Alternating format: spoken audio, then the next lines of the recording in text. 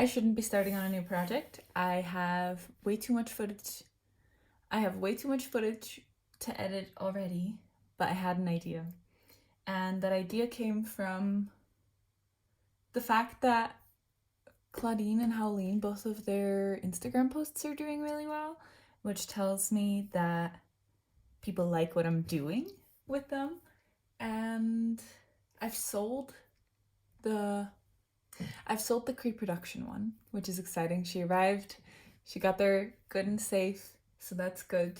And then I made my Howleen and I have my G3 Claudine. So I have my Howleen, I have my Claudine, and then here's the thing. I have a Clawdia base doll, but I've used her already. You might have seen her video. And I've altered her legs.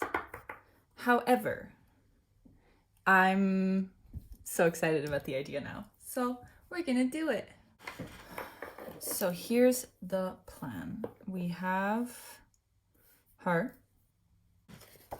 I still have this piece of paper with tracing of Claudine and Howleen's body. So her arms are longer but skinnier. Her hips are more narrow, which could be fine. Don't need to alter that. She's definitely a bit funny proportioned. I might pad up her hips a little bit. Maybe, maybe not. We'll see. Maybe she's a bit more athletic than the other two. I'm going to consider shortening her neck. Though maybe not. The whole thing is that having two little sisters, I just know that she is like having her two little sisters, it feels like they're charting a graph that she's at the end of. And I'm considering also working on Claude, but I'm not a big fan of boy dolls, so we'll think about that.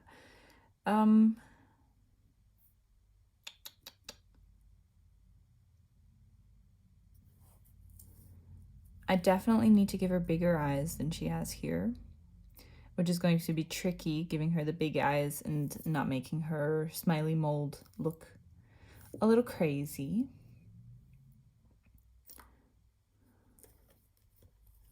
Body shape, we could argue that we're working from baby fat to lean and athletic, and then Claudine is the midpoint for that. I'm okay with that. Ears wise, I think it's cute that we're working from quite soft and squishy looking ears to pointier to very pointy. And with her hands, I'm okay with that. So the biggest thing we've got going is her legs. As this character I came up with, I'm okay with it, but then if she is supposed to be Clawdia, I want to fix her legs.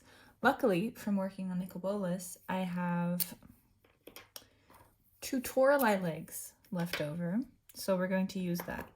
I'm going to cut off her legs at about the shin and add these with a decent amount of length so that she is the tallest of the 3.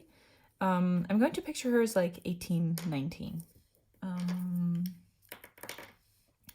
We're going to keep her earrings. And rather than giving her the bright yellow hair, which I'm not a fan of, I'm thinking I have some blonde, yellowy blonde saran.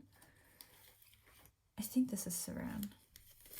I have some bright yellow nylon, but I think I'll go with this stuff. And then I also have some like dirtier blonde nylon. And I'm not a big fan of mixing saran and nylon. I think I'll just go with this. And then for her shoes, I have a couple options.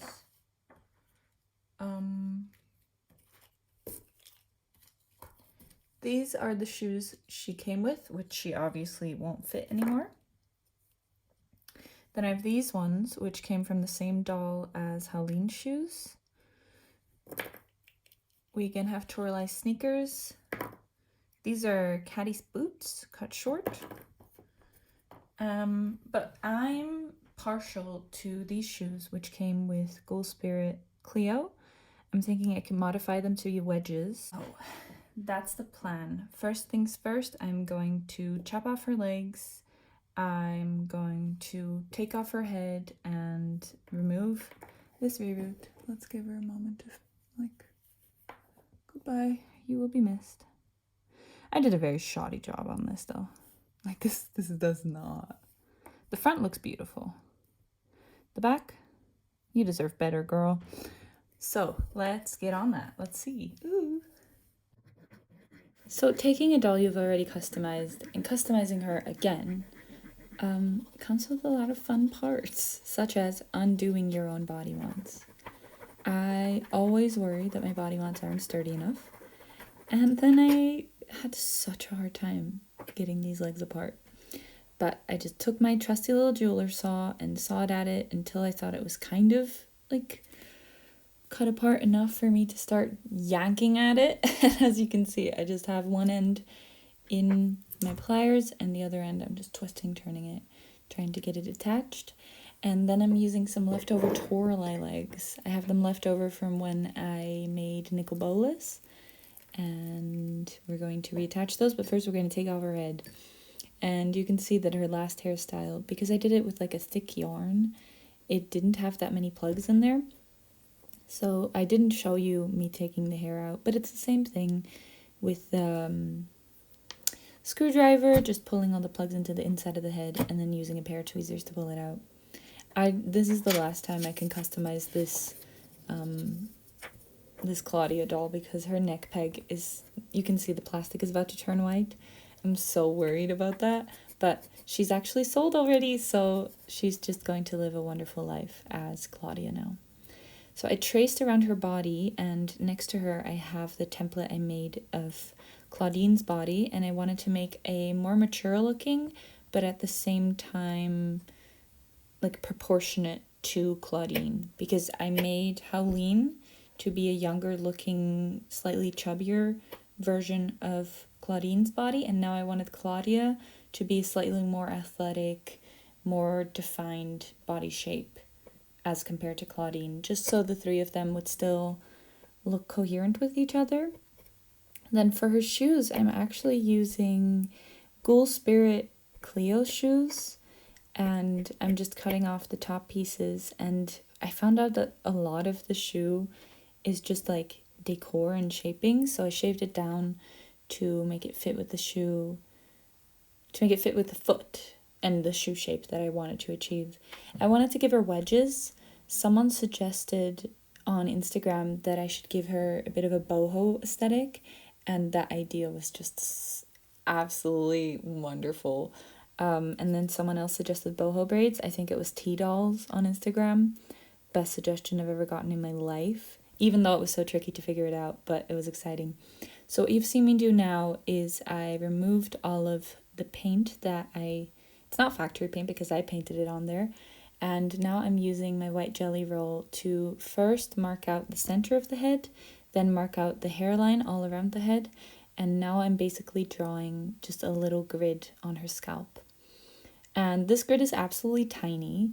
It's like maybe 0.5 centimeter by 0.5 centimeter, probably smaller actually.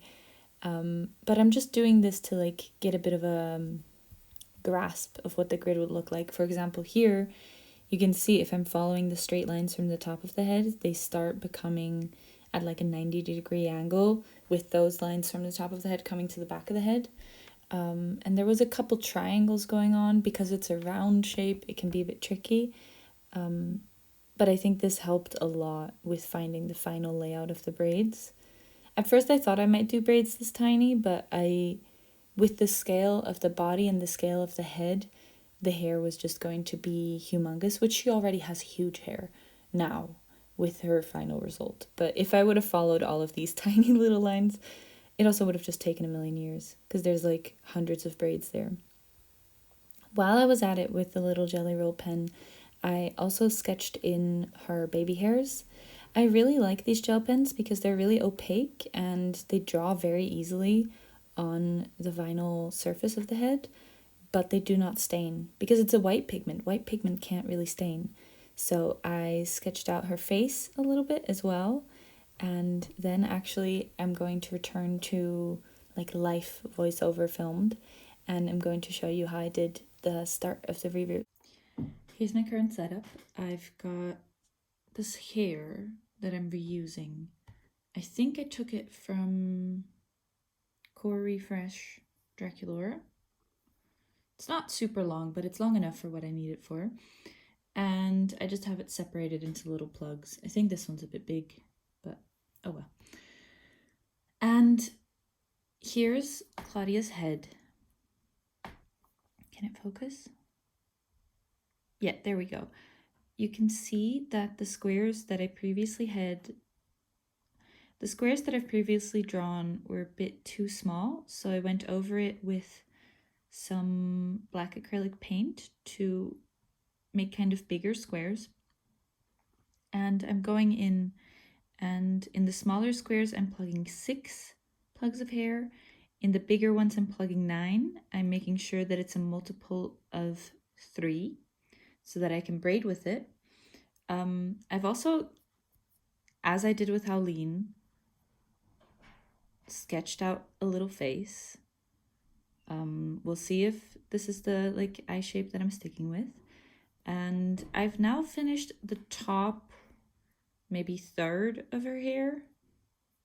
It feels like it's half, but I think it's the ears are in there, so it's less. I'll show you the pattern in which I reroute the squares. I'll do this little square in the middle here. So I have my rerouting tool as usual with the needle. My rerouting tool as usual with the needle cut at an angle.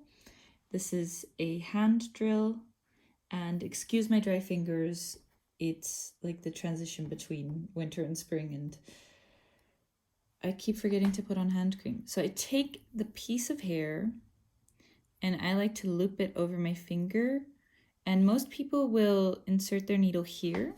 Oh, this is really not. Most people seem to insert their needle here, but I like going in the little groove between my nail and the flesh of my finger. And then if this is the square, I put one in the middle, grab another plug, put it on my finger again. Ugh, it's blurry. I'm sorry. Put it on the tool. I pull it tight to kind of get the ends match up at the bottom, and then I hold it like this. And then I put one in each corner. And I drew the little white lines in between just so that I'd leave some space for the scalp to show. And also so that when I do start braiding, I will have an easier time telling them apart.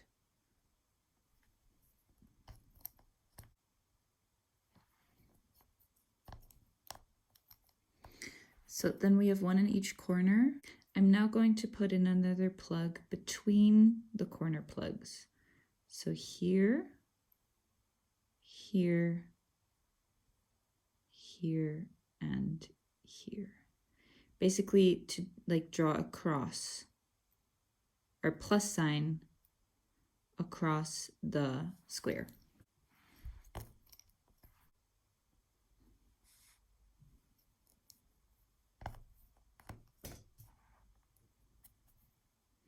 And I figured this out through watching videos of braiders that braid on human heads. I'll link the video down below that actually helped me figure out how I wanted to do this. So I'm going to continue across the whole head.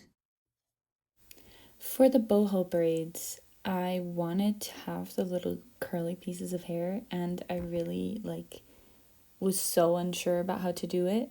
So I actually glued this weft of blonde saran together, and here you can see this is what the finished reroute with the roots looks like. It's really quite short, but each little square has little 6 little pieces. And then for the bulk of the hair, I decided I would use yarn. I cut tons of pieces into the right lengths, and this yarn I think might be a mix of merino and wool. It's quite a sturdy yarn, and it's also quite smooth. And I just took the yarn. I think one piece of yarn is like 9 little threads of yarn twisted together. So I just untwisted each and every single piece, and then for each braid I used 3 pieces. I did some tests braiding, trying to see like how thick of a braid looked good, but with the volume of braids on her head and the scale of that, I decided that just 3 pieces of yarn would be the best, because also the way that I'm braiding them into the hair, they're doubled over, so you end up with the thickness of 6 pieces of yarn in the little braid, and like the next best thing I could do was double it or have an uneven braid, so I didn't do that.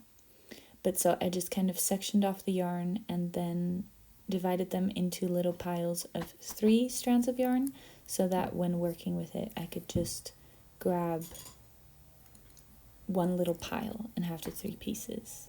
Then here you can see the wefts. I think I used PVA glue to glue them together, and this was actually my first time making a weft, so a bit messy. And you can also kind of see that I drew on it with orange pen. That was to give myself a bit of a reference on how big that I wanted each piece of hair to be when I was braiding it into the braids. But first, now I'm separating it into smaller sections, but not just into the sections that are actually going into the braid, because I am going to be curling them now while they're still just loose little wefts. And I'm using my pipe cleaner curling method and just wrapping the end around the little glued bit. And then you can see I'm keeping the hair flat like a ribbon, pulling it tight and just twisting it around the pipe cleaner. I was twisting it quite tight because I wanted these curls to be quite fine and airy, and to, even when I separate it into a really small piece of hair, I still wanted it to look like a curl rather than just like a soft wisp. I wanted to make sure it would hold its shape, so that's why I'm curling it so tightly. I think this kind of ruined my pipe cleaners, but that's fine because she turned out beautiful. So then I have all the pieces of hair, and I haven't shown me curling them because what I've learned, you're starting at the back with a hairstyle like this. I'm starting at the back and I'm just going to do a little trial run for the braid and seeing if I can even do it. Because at this point I'd rerouted her whole head, I'd prepped all the hair, and I hadn't done a single braid. And I'm basing this off of something that I saw, Pulp en Chel. It's like a French URL. What? It's a French account, but they post in English, of course. But they did box braids on one of their dolls, and they did like the little square parting on their dolls. So I'll link them in the description below if I remember. I have to remember.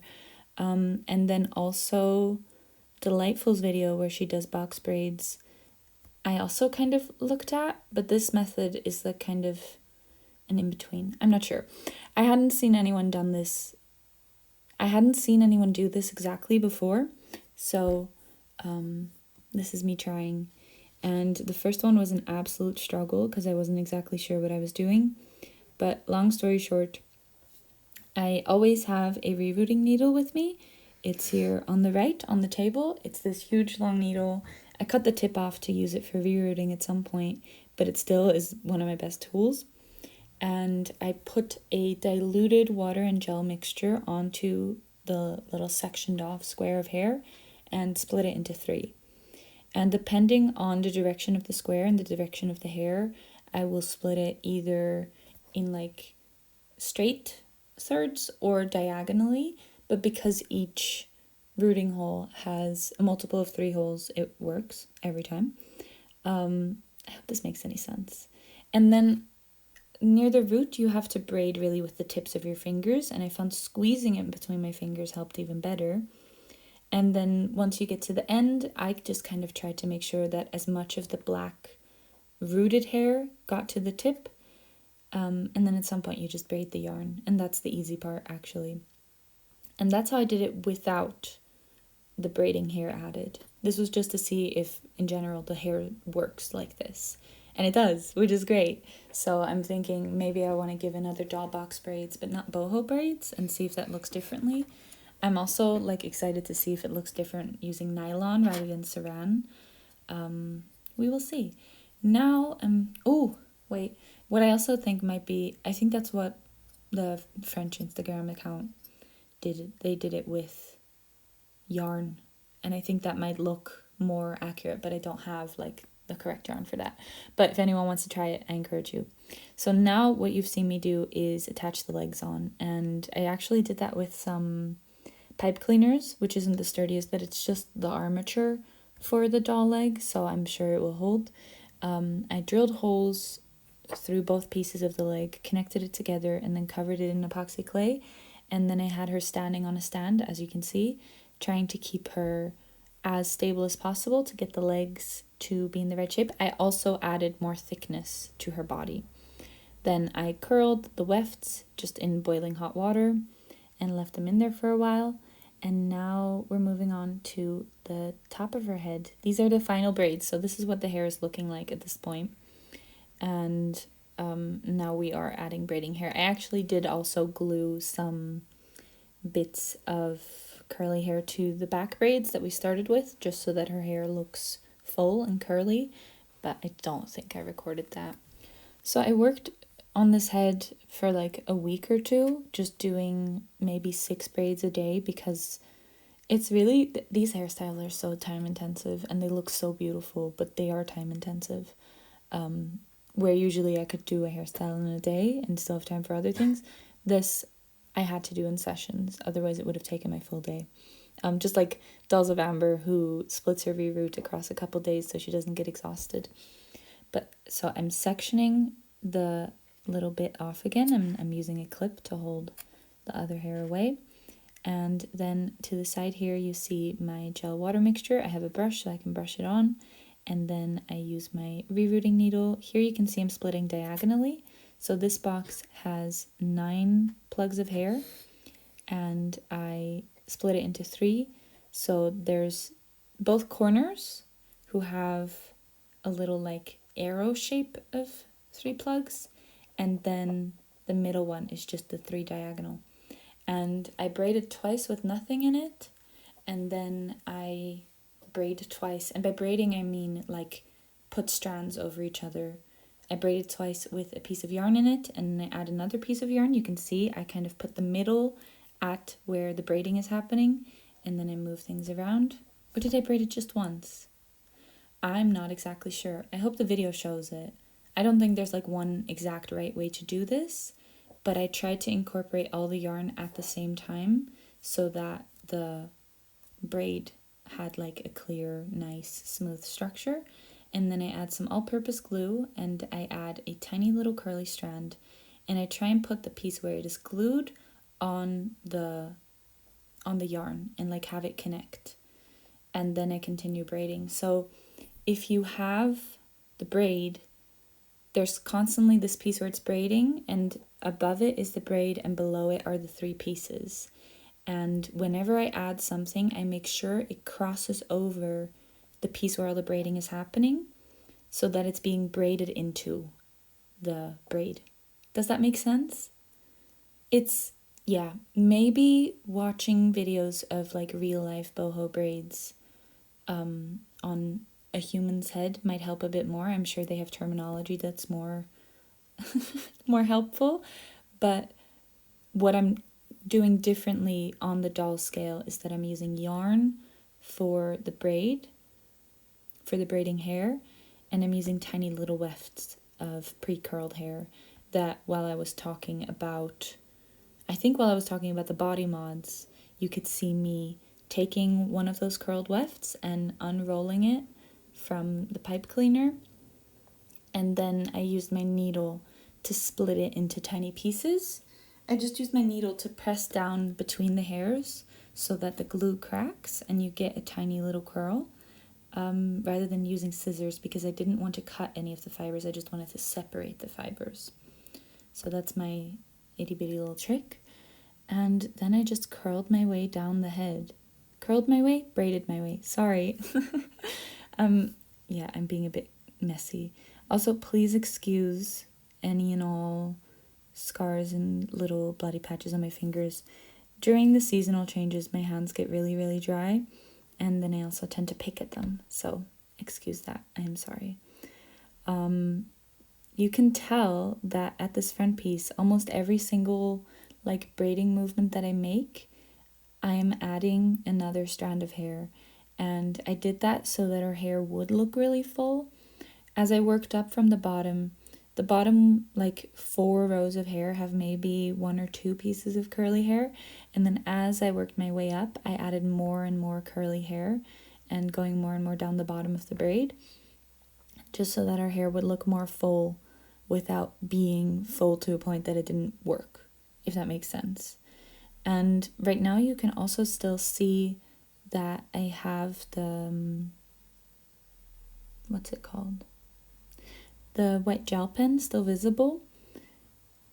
I made my little grid and then marked off, I think I tell you this in a live filmed bit as well, but I marked off where I wanted to root it on the grid and then painted it in with black paint so that all the braids would have that black grounding color under them. And then I made sure to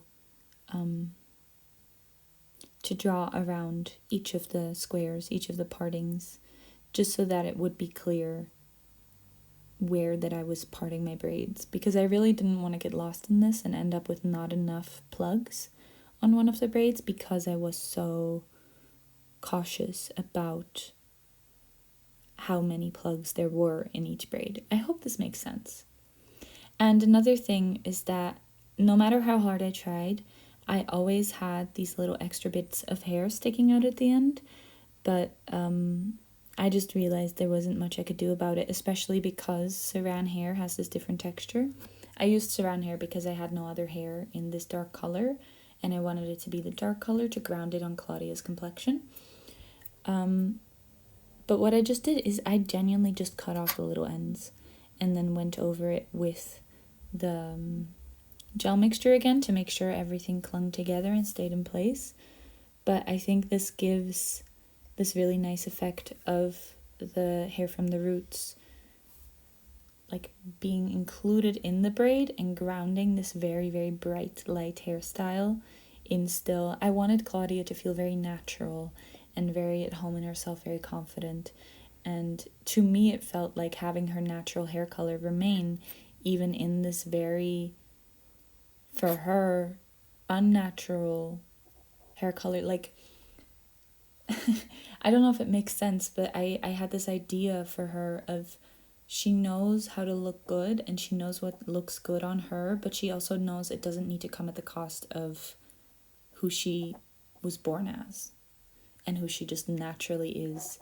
And I think this is also a really fun contrast with, for example, Claudine and Howleen, where Claudine has, you'll see in the final pictures, Claudine has a hairstyle where it's just 2 big braids and it's not very big, it's quite subdued and calm. And I do think Claudine has her natural hair color, but she's a bit more shy and, is not 100% sure in who she is, but also isn't rushing it. Whereas Howleen is aggressively experimenting with who she is. Bright orange hair, and she's got her natural texture out, of course, but I think Claudia has this grounded confidence that Howleen and Claudine are still working their way towards. I just think that sister dynamic is adorable and it makes me so happy, the way they contrast each other. So those were the thoughts behind Claudia's hair colors. I wanted to stick with the way that she was designed in G1 to have this very light, bright hair color. But the bright yellow, I don't know. I don't know, I didn't want to work with it, so we went with Platinum Blonde. And what you just saw, what I chatted over, was that I filled up all the plugs in her head with epoxy sculpt, and I did that after vooding so that none of it would crack.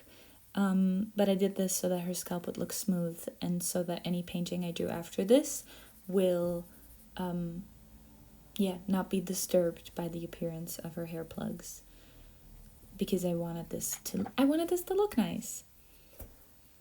And now what you just saw was me shaving down any texture on her body with a scalpel and then sanding her, and now we're getting to our outfit.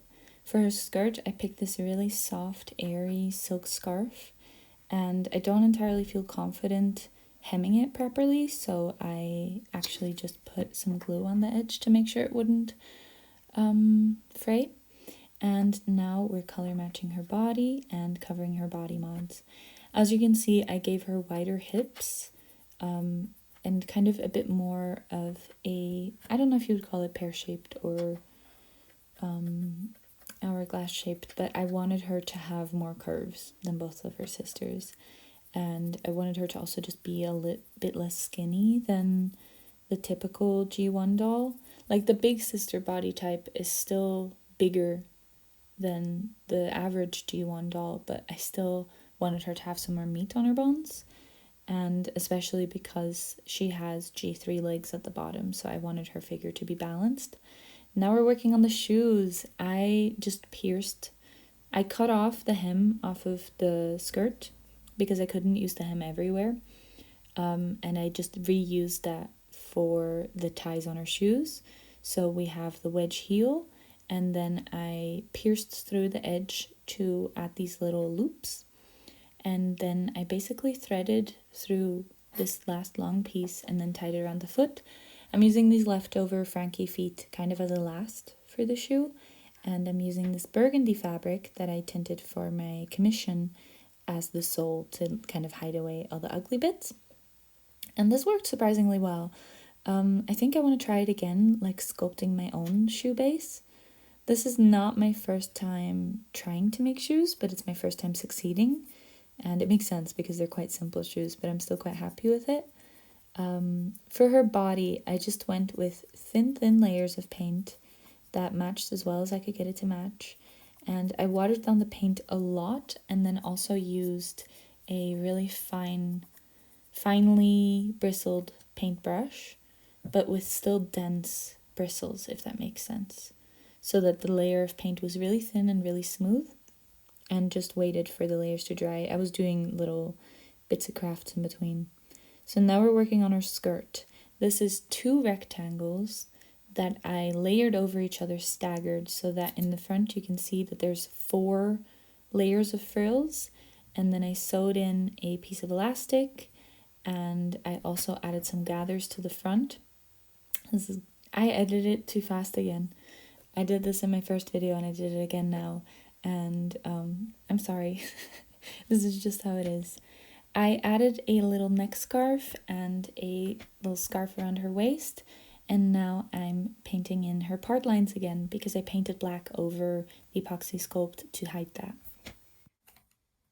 Someone on Reddit commented that they are looking to see how to do a boho box braid hairstyle on a doll. And this video, I've been wanting to get it done for weeks, maybe months now. So let's see if we can get this out this weekend. It's now Saturday at 2, so let's see if we can do it.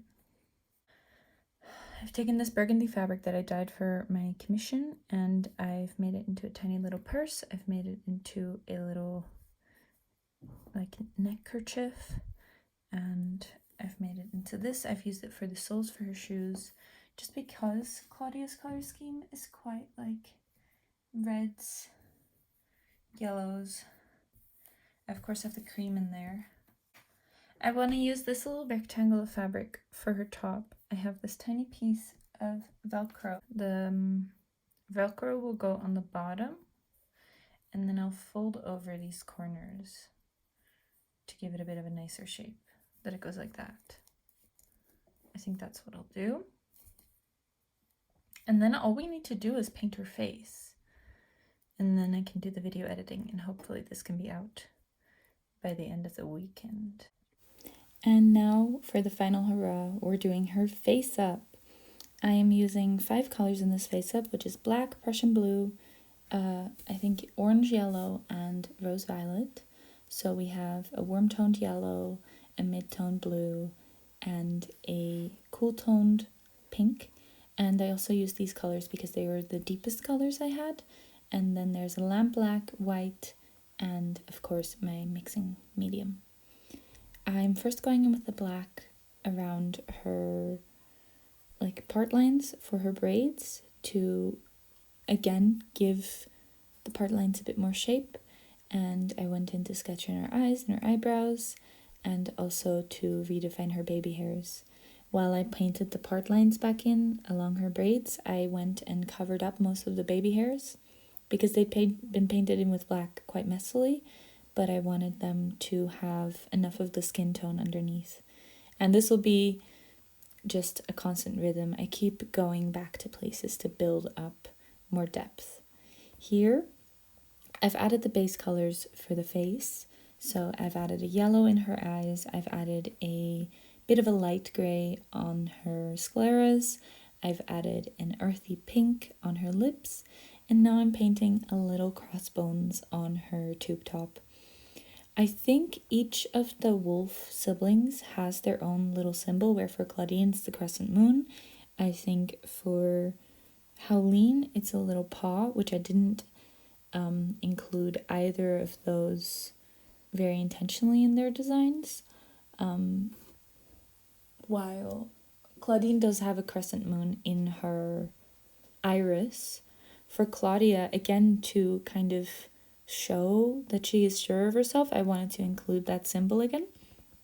And she used to have a little crossbones earring, but I switched that out for the gold jewelry just to reflect the gold shoe bases she has as well. And I also thought that it would add a bit more detail with her outfit, because she has less clothing pieces than her sisters, because I wanted to show off her confidence again. She doesn't have a jacket like either of her sisters do, and she's also not wearing tights, but she has the little neck scarf, she has the scarf around her waist, and I tried to make her skirt very textured.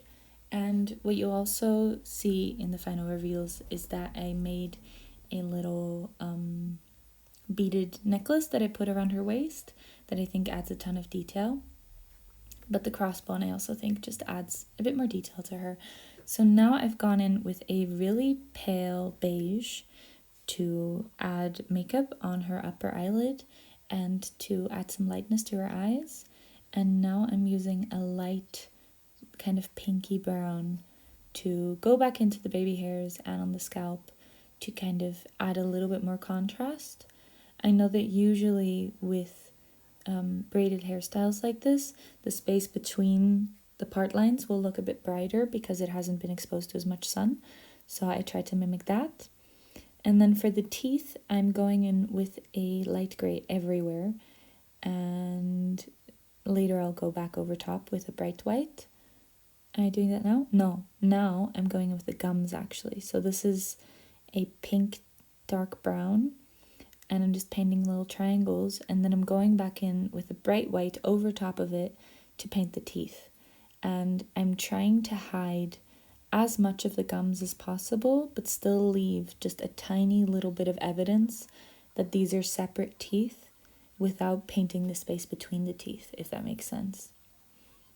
I know that often teeth can look a bit funky in drawings and art and paintings because I don't think anyone focuses on teeth enough to notice the space between them. We just know that there is, if that makes any sense at all. And so I was careful to leave the teeth basically one shape, but with a little bit of evidence that they're not just one shape. Does that make sense? That was such a detailed rant about teeth. I just think that teeth can be quite tricky to paint, and they can often make things look very uncanny. So now for her lips, I think I've skipped over most of it, But what I'm doing now is I'm kind of just adding different levels of brown tones and pink tones to her lips to give this duotone look that a lot of darker skinned people of color have, where the lower lip is a bit lighter. And I also went in and messily blended in some more of that warm yellow into her iris. I wanted her eyes to be kind of hazily, but a deep brown, but also again quite bright. And I do think I achieved that at the end, but it took a lot of layering. Now, you can kind of tell in the way that I'm painting face-ups that I feel like I've really found a good flow for myself. And it is just to start incredibly messy and then slowly work my way up to neater bits as I get warmed up as well. This way I don't need to warm up. I can warm up as I'm painting. So now at this point, I'm feeling confident. I think the mouth was finished for me at this point. And it looks so pretty. So now I'm going in with the eyeliner, which is kind of the scariest part. And I also think at this point I actually kind of scared myself about how she was looking. So I took a break, went away, made sure to spray my palette so it stayed wet. And now we're going in to add that dimension into her eyes. So I'm going in with lighter yellows, kind of hazelnutty mid-tone browns, darker browns, lighter browns, and just constantly overlapping them with each other, and then covering up a little bit of the pupil, covering up a little bit of the eyeliner, covering up some of the past stuff. And I tried to not cover up everything that I'd done before, just to make sure that some of that layering stayed left over. And I did the same thing with the baby hairs and the eyebrows, of just going back and forth with layers. And I can understand a bit of hesitance to do this because you're probably worried that the paint is going to be lumpy and thick. And I think the things that help me there is, one, that I use acrylic wash, which is quite a flat paint and it's quite highly pigmented, so there's not too much filler in it. Then I also use the acrylic medium, which helps the paint flow better and helps me thin down the paint, even when maybe the paint wants to get watery, because when the paint gets too watery, then you have like little water bubbles that are also annoying. And yeah, I water down the paint as much as I can. And you can see I also work with a tiny brush, so I can't really easily glob on paint. And then what I also constantly do is find a color that's as close to the plastic of the face as possible to kind of carve out details and carve out the shape of the eyebrows. And this way I can be quite expressive with my brush strokes without worrying, oh, this is going to look messy. So now we're adding final touches, which is the crescent highlight in her iris, which Dolls of Ember said it looked like a ring light, and that's such a compliment, actually. I'm very happy with how her eyes turned out. I think I achieved such dimension, and I keep saying this, but I feel like this is the prettiest face I've ever painted. And hopefully I keep saying that. Hopefully every single face I paint, I learn something more. But I also think with the eyelashes, I did a really great job. Not that I'm at the end of the painting session. I'm really warmed up and I don't find that I'm shaky. I don't find it scary to paint the eyelashes. You can see I have on my palette a little like pile of skin tone paint, so I can easily fix any mistakes that I make. And I just noticed that this slow building of confidence and also freedom lets me paint in a way that I really, really enjoy. And I'm actually sitting at my desk looking at the Pride Bat dolls, and I'm so excited to get to paint their faces too. Here in the baby hairs, you can also see I'm going quite expressively and kind of just swirling around, not trying to paint like one or two perfect hairs, but just trying to evoke the texture of hairs. And then I mixed a color almost the same as her top lip to give her this tiny little nose, just to, like, again, mirror her little sisters and their little wolf noses. And with that, her face up is done and ready to be glossed, which was kind of scary actually. You can see this like tiny little bit of gray somehow ended up on her tooth. I covered that up with white paint and it wasn't a problem. But so I glossed her whole mouth and her teeth just so that she's just so pretty, and I want it to all be sealed in and glossed and pretty. I glossed her little nose, I glossed her eyes, and then the same beige I used for her makeup that matches her hair and her skirt quite well, I used that to paint her nails, and then I set her up posing with her little sisters. I love the way their expressions all work. Claudia looks so confident to me, and then Claudine is looking to her sister for some support. And Howleen looks so spunky. I think Howleen looks like a little puppy next to the two of them. And I actually feel so happy how the Wolf sisters all turned out, the three of them. If you follow me on Instagram, you see me parade them around. Follow me on Instagram if you like, Charlie B. Dollies. And I'm going to be back soon with another video, the pride bats I was talking about. So stay tuned, subscribe if you want, like the video if you want, do whatever you want. Thanks for watching. I hope you enjoyed. I hope this was informational, and I'll see you soon. Bye!